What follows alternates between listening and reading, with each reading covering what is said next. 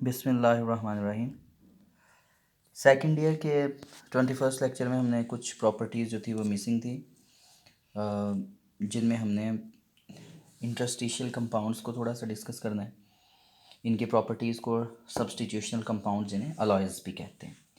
सबसे पहले interstitial compounds क्या होते हैं। इंटरस्टिशियल कंपाउंड को समझने से पहले आपको वॉइड्स समझना पड़ेंगे। What are voids? मेटल को अगर देखते हैं तो मेटल के एटम की पैकिंग बहुत क्लोज है। The metal atoms are closed pack structures, कि जो मेटल के एटम्स हैं वो क्लोज्ड पैक होते हैं, कि जो मेटल्स के एटम हैं वो आपस में क्लोजली अटैच होते हैं क्योंकि वो सॉलिड हैं, रिजिड हैं।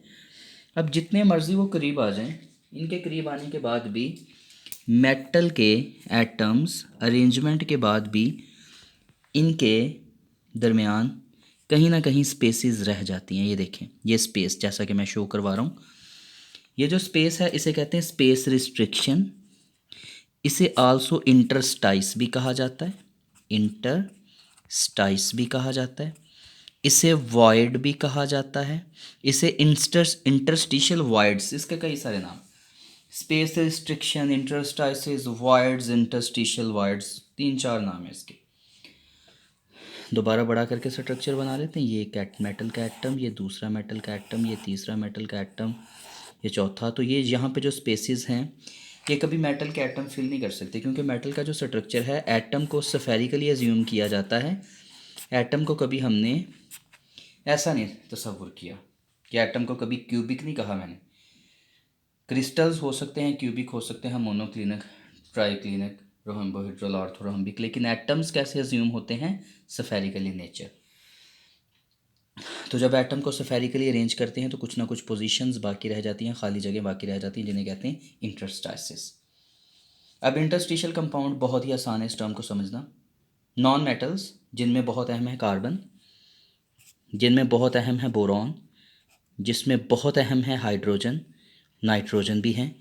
इन एटम्स का इन वॉइड्स में आके जगह बना लेना, इधर रहने लग जाना, इधर आप इन्हें इंजेक्ट करवा दें तो जो कंपाउंड बनेगा वो कहलाएगा interstitial compounds. The introduction of non metals, ये मेटल के एटम्स हैं, ये भी मेटल है, ये भी मेटल है, ये भी मेटल है, ये भी मेटल के एटम है। फॉर एग्जांपल ये मैंने आयरन ले लिया, तो आयरन के अगर मैं 4 एटम लेता हूँ तो इनमें आपको 2 स्पेसेस नज़र आ रही हैं। ये देखें, वर्ड्स नज़र आ रहे हैं। इन वर्ड्स में कौन आएंगे? Non metals. जैसा कि कार्बन है, बोरॉन है, हाइड्रोजन है, नाइट्रोजन है, ऑक्सीजन है, तो इनका आके फिट हो जाना और इस जगह को फिल कर लेना एक नए कंपाउंड को जन्म देता है। इस कंपाउंड को कहते हैं इंटरस्टिशियल कंपाउंड्स। आसान टर्म है, मुश्किल नहीं है। Voids the space restrictions which are left when the metallic bond is present. तो मेटल के एटम जब आपस में अरेंज होते हैं तो वो कुछ ना कुछ खाली जगह बाकी छोड़ देते हैं, जिन्हें वॉइड्स कहते हैं, इंटरस्टाइसिस कहते हैं या इंटरस्टिशियल वॉइड्स कहते हैं।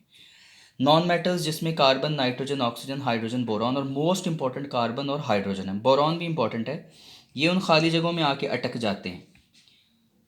अब एक मेटल के एटम में इन वॉइड्स को भी अगर फिल कर दिया जाए तो मेटल जो मज़ीद स्ट्रॉन्ग बन जाती है, क्योंकि अगर आप जो खाली जगह बाकी हैं अगर आप उन्हें भी फिल कर देंगे तो मेटल का स्ट्रक्चर मोर हार्ड हो जाएगा, मोर रिजिड हो जाएगा, मोर स्टेबल हो जाएगा, मोर कांस्टेंट हो जाएगा। ये नॉन स्टिक्योमेट्रिक होते हैं। नॉन स्टिक्योमेट्रिक का मतलब कि जो आप मेटल का तो आपको अमाउंट पता है, इसमें कार्बन, नाइट्रोजन, ऑक्सीजन जो आप इंट्रोड्यूस करवा रहे हैं उसकी आप अमाउंट नहीं करते। इसमें मॉलिक्यूल्स नहीं देखते कि कितनी अमाउंट इसकी ली, कितनी इसकी ली, बस आपने जगह फिल करवानी है, इसकी इंट्रोडक्शन करवानी है विदाउट बीइंग कैलकुलेशन। इन चीज़ों की कैलकुलेशन नहीं होती। जो नॉन मेटल आप इंट्रोड्यूस करवाते हैं इनकी कैलकुलेशन नहीं होती। जब वॉइड्स फिल हो जाती हैं, जब वॉइड्स भर जाती हैं, तो हम उन्हें कहते हैं कि जो इंटरस्टिशियल कंपाउंड है वो बन चुके हैं विदाउट एनी मेजरमेंट। हम इनकी ग्राम्स में मेजरमेंट नहीं करते, मोल्स में मेजरमेंट नहीं करते, पर एटम मेजरमेंट नहीं करते, बस इन्हें इंजेक्ट करवा देते हैं, इंट्रोड्यूस करवा देते हैं, और जो कंपाउंड बनता है वो नॉन स्टिचोमेट्रिक है। ठीक है, वो स्टिचोमेट्रिक नहीं है। अगर कंपाउंड का बनना केमिकल रिएक्शन की वजह से हो तो आपको पता होता है। फॉर एग्जांपल आपने कार्बन ली, चलें रिएक्शन ही पूरा लिख लेते हैं। कार्बन लेते हैं, ऑक्सीजन के साथ रिएक्ट करवाते हैं, CO2 बनता है, केमिकल रिएक्शन है। लेकिन यहाँ कोई केमिकल रिएक्शन नहीं है, यहाँ सिर्फ वो जो स्पेसिस थी उनको आके फिल करवा दिया विदाउट एनी केमिकल रिएक्शन। ना कोई आयोनिक बॉन्ड बना, ना कोवेलेंट बॉन्ड बना, कोई बॉन्ड नहीं बना, सिर्फ हुआ क्या, वो जो स्पेसिस थी उनमें आके एटम्स एडजस्ट हो गए, और वो एटम जो एडजस्ट हो रहे हैं उनका साइज़ भी इंटरस्टिशियल साइज़ के बराबर होना चाहिए उस जैसा। अगर एक इंटरस्टाइस फॉर एग्जांपल ऐसी है, सपोज करें ये इंटरस्टाइस ऐसी है, इसमें कोई एटम एक बहुत छोटा है, वो भी नहीं आ सकता।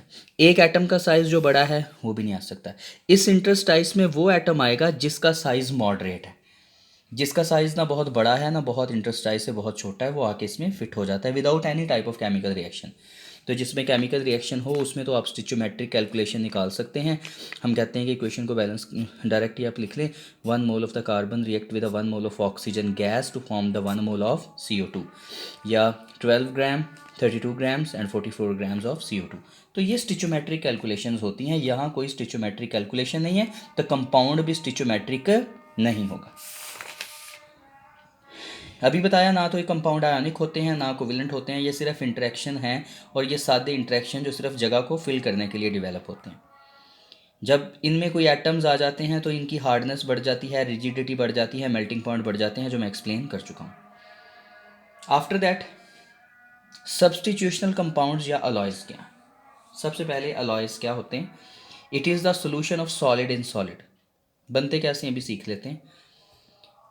ये बनते कैसे हैं, अगर सपोज करें हमारे पास एक मेटेलिक लैटस है, मेटल का लैटस है, हमें पढ़ा है कि मेटल भी क्रिस्टलाइन फॉर्म में होते हैं अगर उनकी अरेंजमेंट कांस्टेंट है। सपोज करें ये मेटल का लैटस बना दिया आपने। इस मेटल के लैटस में सपोज करें मैंने ये आयरन का ले लिया लैटस, इसमें सारी जगह पे किसके एटम्स हैं, आयरन के एटम्स हैं। अब क्या करें, आयरन का एटम हटाएं, इसकी जगह कोई नया एटम इंट्रोड्यूस करवा दें, वो भी मेटल का होना चाहिए। जो इंटरस्टिशियल कंपाउंड बनाए वो नॉन मेटल के थे, और जो सब्सटीट्यूशनल कंपाउंड बनेंगे वो मेटल को रिप्लेस करना है metal. Substitution is a replacement. एक मेटल का एटम रिप्लेस करो, उसकी जगह कोई नया मेटल का एटम इंट्रोड्यूस करवा दो। इस तरह जो कंपाउंड बनेगा वो कौन सा कहलाएगा, सब्सटीट्यूशनल कंपाउंड, और ऐसी अलॉय कहलाती है सब्सटीट्यूशनल अलॉय। ठीक है, मेटल को रिप्लेस करके जो मेटल आपने लिया, फॉर एग्जांपल आयरन की क्रिस्टल ली, उसमें से एक एटम को दूसरे एटम से रिप्लेस करवा दिया, तो ये जो कंपाउंड बना ये इंटरस्टिशियल कंपाउंड ये सब्सटीट्यूशनल कंपाउंड है, और ये किसको जनरेट करवाता है, सब्सटीट्यूशनल अलॉय को।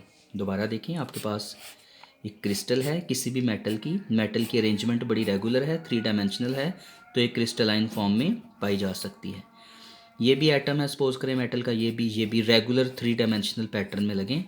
कोई एक एटम को रिमूव करवाया, उसकी जगह आके नया इंट्रोड्यूस करवा दिया, लेकिन जो इंट्रोड्यूस करवाना है और जो निकालना है उनके साइज़ आपस में रिलेटिव होने चाहिए, कि जो निकला है उसका साइज़ जो आने वाले के साइज़ के तकरीबन बराबर होना चाहिए। वो साइज़ के लिहाज से एक दूसरे के साथ एक जैसा बिहेव शो करवाना चाहिए। Similarities in atomic size causes the substitution, कि अगर इनका एटॉमिक साइज सेम है तो सब्सटीट्यूशन हो सकती है, अदरवाइज सब्सटीट्यूशन नामुमकिन है।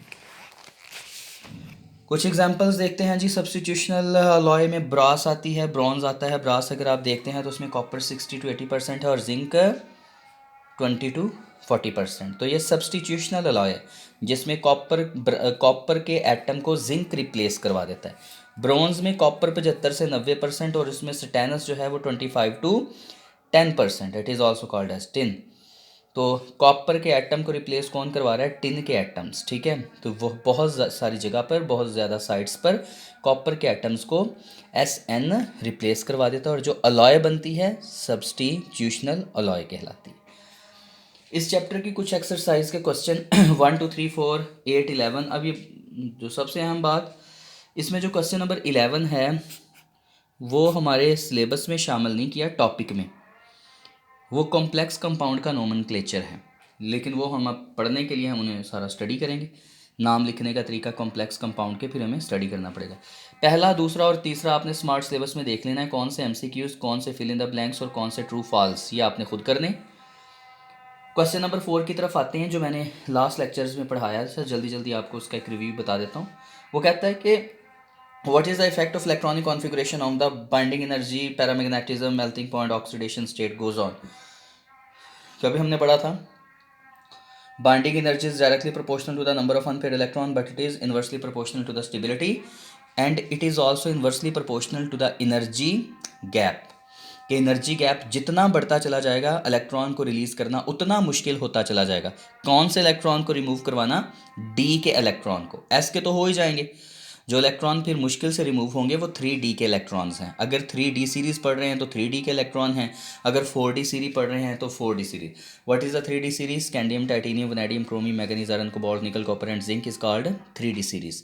4D पढ़ रहे हैं yttrium, zirconium, niobium, molybdenum, technetium, ruthenium, rhodium, palladium, silver and cadmium.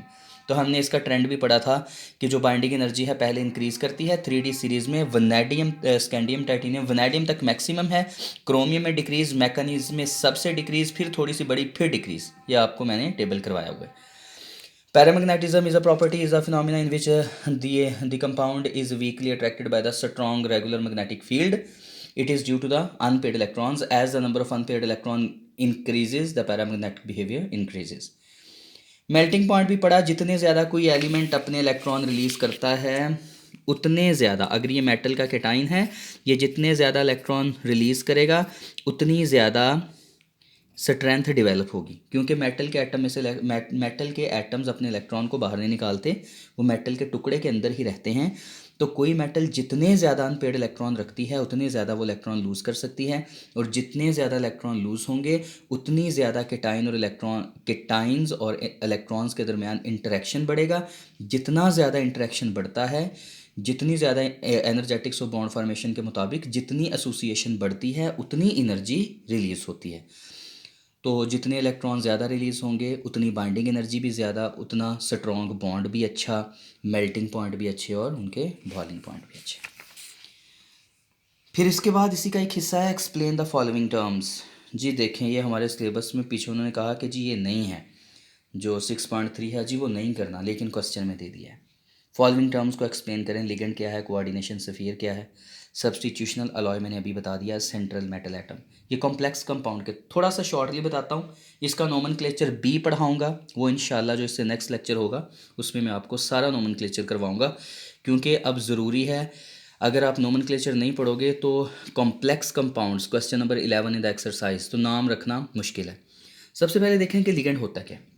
Ligand neutral molecule होता है, एटम नहीं, न्यूट्रल मॉलिक्यूल होता है या एनाइन होता है, जो कि सेंट्रल मेटल एटम को सराउंड करता है। कब? जब कोई कॉम्प्लेक्स बने। लास्ट टाइम हमने कभी पढ़ा था टाइटेनियम हेक्सा एक्वा कॉम्प्लेक्स, अगर आपको याद हो तो। Titanium hexa aqua complex 3 positive state के साथ, ये बातें मैंने आपको बताई थी। एक इलेक्ट्रॉन इसके पास अनपेयर्ड होता है। फिर मैंने जो वाटर थे उनके मॉलिक्यूल्स का स्ट्रक्चर समझाया कि वो अपने लोन पेयर कैसे इसको प्रोवाइड करते हैं। वाटर के पास लॉन पेयर ऑफ इलेक्ट्रॉन्स हैं। ये लॉन पेयर ऑफ इलेक्ट्रॉन वो किसको देता है? टाइटेनियम के डी ऑर्बिटॉल्स को, एस ऑर्बिटॉल्स को, पी ऑर्बिटॉल्स को। तो लिगेंड वो चीज़ है जो अपना लॉन पेयर दे सकती है, या लिगेंड वो चीज़ है जो अपना इलेक्ट्रॉन का पेयर दे सके। नेगेटिव चार्ज का मतलब क्या होता है? 1 इलेक्ट्रॉन पेयर। अगर ये नेगेटिव चार्ज किसी को दे दिया जाए, ये भी लिगेंड है। अगर कोई चीज़ अपना लॉन पेयर दे दे, वो भी लिगेंड है। मतलब इलेक्ट्रॉन पूरे का पूरा पेयर जाना चाहिए, नेगेटिव चार्ज जाना चाहिए। नेगेटिव चार्ज का मतलब 2 इलेक्ट्रॉन्स, या लॉन पेयर जाना चाहिए। लॉन पेयर का मतलब भी 2 इलेक्ट्रॉन्स। तो हर वो चीज़ जो सेंट्रल मेटल एटम को या सेंट्रल मेटल आयन को लॉन पेयर प्रोवाइड कर दे, वो क्या कहलाती है? लिगेंड। कुछ एग्जाम्पल मैं आपको बताता हूँ। What is a ligand? Neutral molecule या एनाइन जो कि सेंट्रल मेटल एटम को अपना लॉन पेयर दे के उसे सराउंड कर सकता हो। मैंने आगे एग्जांपल में थोड़ा बहुत ट्राई किया है समझाने के लिए, क्योंकि टॉपिक अभी नेक्स्ट लेक्चर में पढ़ाऊंगा। ये लीवस बेस है। लास्ट टाइम कभी हमने 9th क्लास से पढ़ते आए हैं कि हर वो चीज़ जो अपना लॉन पेयर डोनेट कर सकती है, तो लीवस कॉन्सेप्ट के मुताबिक वो चीज़ क्या कहलाती है? बेस कहलाती है। मैंने कभी NH2 नेगेटिव लिखा था, ये अपना नेगेटिव चार्ज दे सकती है, अपना लॉन पेयर अपना इलेक्ट्रॉन पेयर दे सकती है, तो ये भी क्या है? बेस है। Cn नेगेटिव को लिखो, Cn नेगेटिव अपना पूरा नेगेटिव चार्ज दे सकती है, तो ये भी क्या है? बेस है। जो चीज़ें बेस होती हैं मैंने कभी उन्हें न्यूक्लियोफाइल भी बताया था। ठीक है, okay. Next with we have to define some examples along with the ionization energy and the character, what is a positive character and negative character. कुछ कंपाउंड है आपके पास K4FeCN/6, नाम इसका पोटाशियम टेट्रासियानोफिरेट। कभी हमने पढ़ना है नोमेनक्लेचर, अब आप नेक्स्ट लेक्चर में सिखाऊंगा आपको। लेकिन फिलहाल मैं आपको एक ओवरऑल रिव्यू इसका दे दूँ। इसमें लिगेंड कौन से हैं? कॉम्प्लेक्स जहाँ बन रहा है ना, वहाँ एक चीज़ मेटल होती है और बाकी चीज़ें नॉन मेटल होती हैं। मेटल कौन सी है? आयरन। सियानो ग्रुप क्या है? Non metal. मैंने आगे स्ट्रक्चर भी लिख के दिया है। आयरन के ऊपर चार्ज कैसे डेवलप किया, देखें। K4 पोटाशियम किस हालत में पाया जाता है? पोटाशियम मेटल है। केटाइन की हालत में पाया जाता है। Lithium, sodium, potassium, rubidium, caesium, francium, first a alkali metals एक इलेक्ट्रॉन रिलीज करती हैं। यहाँ पे है पोटाशियम के 4 एटम, एक एटम के ऊपर चार्ज 1 पॉजिटिव, तो चार्ज के ऊपर कितना चार्ज आ जाएगा? 4 पॉजिटिव। केटाइन 4 पॉजिटिव है, तो ये पूरा एनाइन होगा। एनाइन क्या होगा? 4 नेगेटिव। अब क्वेश्चन ये है कि 4 नेगेटिव चार्ज बनाना कैसे है? एक सियानो के ऊपर होता है 1 नेगेटिव, मैंने लिखा हुआ है। एक साइनाइड के ऊपर कितना चार्ज होता है? 1 नेगेटिव। 6 के ऊपर कितना होगा? 6 नेगेटिव। अब 6 नेगेटिव से 4 नेगेटिव बनाना है, क्या करोगे? 6 में से 2, 6 नेगेटिव है उसमें 2 जमा कर दो, तो बाकी रिजल्टेंट क्या बनेगा? पॉजिटिव 4। आपको मेटल का चार्ज खुद निकालना पड़ता है। आपको पता होना चाहिए कि पोटाशियम के 4 एटम हैं, एक एटम के पास 1 पॉजिटिव, तो चार्ज के पास 4 पॉजिटिव, तो इसके पास 4 नेगेटिव। 4 नेगेटिव चार्ज डिवेलप आपने खुद करवाना है सोच के। कैसे होगा? एक सियानो के ऊपर 6 नेगेटिव आ जाएगा, तो इसके पास कितना होना चाहिए? 2 पॉजिटिव। अगर इधर मैं 7 लिख देता तो इसके पास आ जाना था 3 पॉजिटिव, क्योंकि आपने कभी पढ़ा था कि जो ट्रांजिशन एलिमेंट होते हैं उनके पास ऑक्सीडेशन स्टेट वेरिएबल है। यहाँ पे अगर सियानो 5 ले लेता तो फिर यहाँ आयरन के ऊपर 1 पॉजिटिव चार्ज। ठीक है, तो ये मेटल के ऊपर चार्ज बदलता रहता है। मेटल की सराउंडिंग में जो लिगेंड्स हैं वो उनकी तादाद भी बदलती रहती है। ये कोई कांस्टेंट एग्जांपल नहीं है, आप इसे अपने हिसाब से सेट कर सकते हैं। मैं आपको नोमेनक्लेचर में ये सारी बातें सिखाऊंगा। आगे देखिए, अगली एग्जांपल में आपके पास डाई अमीन सिल्वर क्लोराइड, नाम लिखने का तरीका भी सिखाऊंगा। क्लोराइड के पास गौर से देखिए, क्लोरीन बाहर है इस स्ट्रक्चर से। क्लोरीन के पास कौन सा चार्ज होता है? -1। तो इस पूरे स्ट्रक्चर के पास क्या चार्ज होगा? +1। अब इतनी बातें आपको पता है कि NH3 न्यूट्रल होती है। जो अमोनिया है इसके ऊपर कोई चार्ज नहीं होता, NH3 इज न्यूट्रल। तो इसका मतलब NH3 के एक एट मॉलिक्यूल हों, 2 हों, 3 हों, 50 हों, इसके ऊपर कोई चार्ज नहीं होगा। चार्ज किसकी वजह से होगा? सिर्फ सिल्वर की वजह से। इसका मतलब पूरे कॉम्प्लेक्स के ऊपर जो चार्ज है वो किस वजह से है? सिल्वर की वजह से। ठीक है, अब हम ज़रा इनकी थोड़ी सी कॉन्फ़िगरेशन की तरफ आते हैं। इसी को देखो, Fe2 पॉजिटिव का मतलब क्या है? Scandium, titanium, vanadium, chromium, manganese, iron, cobalt, nickel, copper, zinc, ये 3D के मेंबर हैं। अब इसके पास आयरन के पास जो डी शेल में इलेक्ट्रॉन्स हैं 2, 3, 4, 5, 6, 2 पॉजिटिव का मतलब उसके एस में से इलेक्ट्रॉन जा चुके हैं। मैंने बात बताई थी कि जो इलेक्ट्रॉन पहले रिमूव होने हैं वो किस में से होने हैं? 4s में से रिमूव करवाने। चले, ये 0 हो गए। आयरन के ऊपर चार्ज क्या आ गया? 2 पॉजिटिव। अब आयरन के साथ है सियानो ग्रुप, सायानाइड। कुछ मैंने आगे आपको एग्जांपल दी हुई हैं सियानो ग्रुप क्या होते हैं। सियानो ग्रुप, इसमें कुछ ग्रुप के ऊपर पहले फोकस करवा दूँ। कुछ लिगेंड्स ऐसे हैं, मैंने पहले लिगेंड बताया कि लिगेंड होते क्या हैं। लिगेंड्स वो चीज़ें हैं जो सेंट्रल मेटल एटम को क्या देती हैं, या सेंट्रल मेटल आयन को क्या देती हैं? लॉन पेयर देती हैं या नेगेटिव चार्ज। लॉन पेयर का मतलब भी 2 इलेक्ट्रॉन, नेगेटिव चार्ज का मतलब भी 2 इलेक्ट्रॉन, दोनों का मतलब 2 इलेक्ट्रॉन। जो सेंट्रल मेटल एटम को या सेंट्रल मेटल आयन को 2 इलेक्ट्रॉन प्रोवाइड करती हैं वो चीज़ें कहलाती हैं लिगेंड। लिगेंड को क्लासीफाई किया जाए तो लिगेंड 2 तरह का होता है। मैं डिटेल इसलिए पढ़ा रहा हूँ कि आपके ये चीज़ें काम आएंगी। इसमें वीक फील्ड लिगेंड और स्ट्रॉन्ग फील्ड लिगेंड, आगे इनका इम्पैक्ट समझाऊंगा। वो हैलोजन एटम्स हों, ऑक्सीजन एटम हों या सल्फर एटम्स हों जो इलेक्ट्रॉन दें, यानी इलेक्ट्रॉन देने वाली चीज़ें हैलोजन्स हों, ऑक्सीजन हों या सल्फर हों, यानी जिनके डोनर एटम इन 3 चीज़ों में से हों, उन्हें कहा जाता है वीक फील्ड। मैं समझाऊंगा वीक फील्ड और स्ट्रॉन्ग फील्ड का मतलब क्या है। इनसे आगे वो लिगेंड्स जिसमें इलेक्ट्रॉन डोनेट करने वाली चीज़ें कार्बन हो, नाइट्रोजन हो, फॉस्फोरस हो, उन लिगेंड्स को कहा जाता है स्ट्रॉन्ग फील्ड लिगेंड। एग्जाम्पल मैंने दी हुई हैं, आप पहले वीक फील्ड लिगेंड का स्क्रीनशॉट ले लें। ये सारे वीक फील्ड हैं, ये काम आएंगी आपके चीज़ें। ये आपके पास स्ट्रॉन्ग फील्ड लिगेंड है, जिसमें इलेक्ट्रॉन डोनेट करने वाले कार्बन, नाइट्रोजन या फॉस्फोरस हों वो स्ट्रॉन्ग है।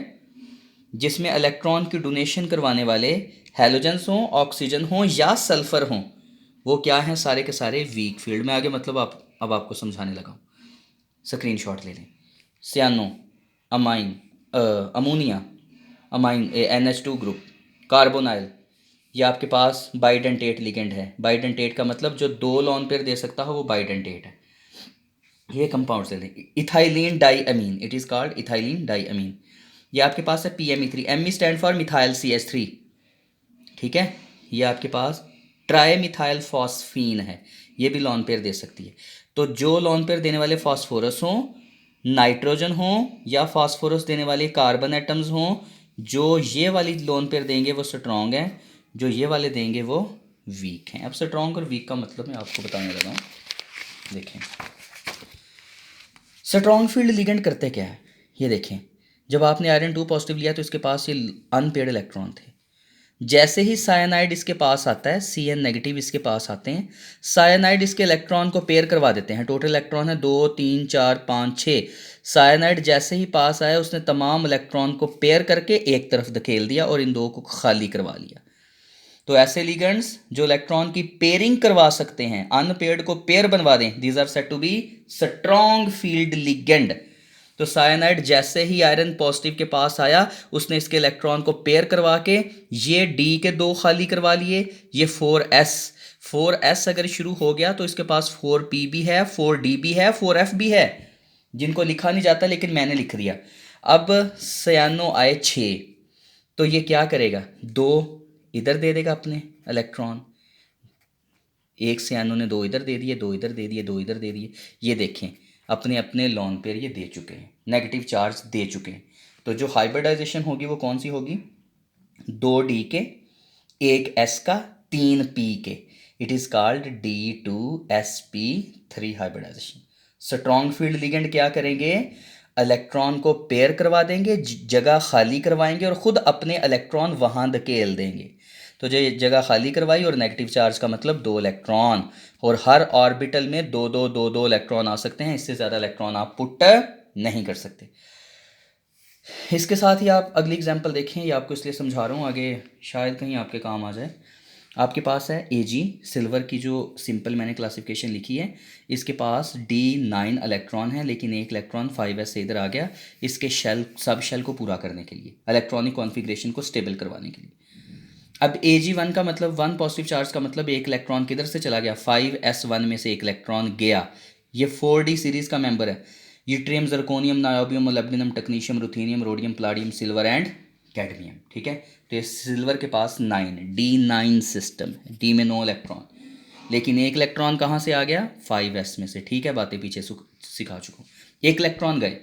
अब ज़रा इस स्ट्रक्चर में देखो, अमोनिया है 2, अमोनिया को मैंने बताया स्ट्रॉन्ग फील्ड, लेकिन यहाँ पे तो कोई लॉन पेयर है ही नहीं, यहाँ पे तो कोई अनपेड इलेक्ट्रॉन है नहीं, सारे पेयर्ड हैं। तो यहाँ पे NH3 कुछ नहीं करेगा, बस इधर से 4s और 4p को ओवरलैप करवाएगा, sp हाइब्रिडाइजेशन, एक NH3 इधर अपना लॉन पेयर दे देगी, एक NH3 इधर अपना लॉन पेयर दे देगी। तो हाइब्रिडाइजेशन क्या होगी, sp हाइब्रिडाइजेशन। अगर NH3 के 3 मॉलिक्यूल आ जाते तो फिर होनी थी sp2, अगर 4 आ जाते sp3, अगर 5 आ जाते sp3d, अगर 6 आ जाते sp3d2।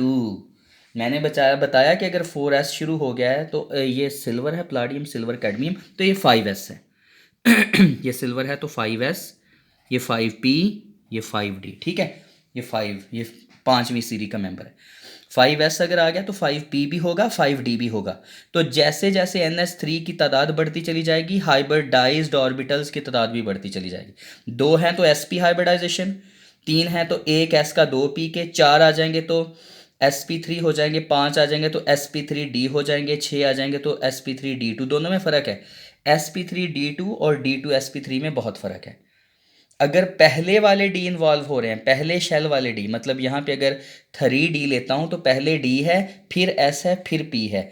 लेकिन जब सिल्वर लेता हूँ तो पहले वाला डी 4D पूरे का पूरा फिल है, हाइब्रिडाइजेशन में जो हिस्सा ले रहा है वो 5D, वो 5वें डी का हिस्सा ले रहा है, चौथे का नहीं, चौथा सारा फील्ड है।